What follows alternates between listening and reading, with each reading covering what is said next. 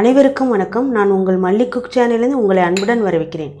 நான் இன்றைக்கி ரொம்ப ஒரு டேஸ்டான ஒரு வித்தியாசமான ராகியை வச்சு ரவை தோசை செய்ய போகிறேன். அது எப்படி செய்யலான்னு பார்க்கலாம் வாங்க. 1 கப்பு ராகி மாவு எடுத்திருக்கேன். 1/2 கப் அளவுக்கு அரிசி மாவு, 1/2 கப் அளவுக்கு வெள்ளை ரவை, கூடவே பெரிய வெங்காயம் 1 அறுத்து வச்சுருக்கேன், இதையும் போட்டுக்கலாம். தயிர் 2 ஸ்பூன் வச்சுருக்கேன், அதையும் கலந்துக்கலாம். அடுத்ததாக கருவேப்பிலை, கொத்தமல்லி தழை, 2 பச்சை மிளகா,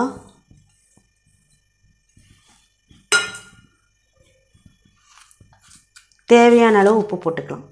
இதுக்கு நான் ஒரு 1/2 ஸ்பூன் போட்டுக்கிறேன்.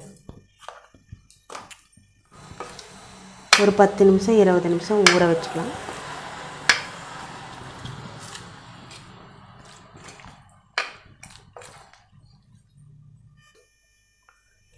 நல்லா தண்ணியாட்டம் கரைச்சி வச்சிடலாம். ஒரு 20 நிமிஷம் இதை நல்லா ஊறணும். அப்போ தான் கொஞ்சம் புளிப்பாக இருக்கும். தயிரெல்லாம் போட்டிருக்கனால கொஞ்சம் டேஸ்ட் வரும். இதை மூடி வச்சிடலாம். பாருங்கள், ஒரு 20 நிமிஷம் ஆகிடுச்சு. நல்லா மாவு ரவா கலந்துருக்கனால ரவா தோசை மாதிரி தண்ணியாக ஊற்றணும்.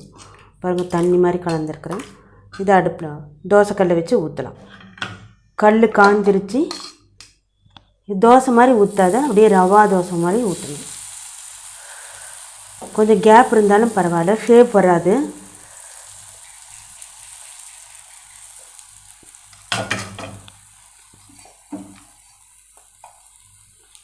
லேசாக எண்ணெய் ஊற்றிக்கலாம் அந்த இடத்துலலாம். அடுப்பை கொஞ்சம் மீடியம் சைஸில் வச்சுக்கலாம்.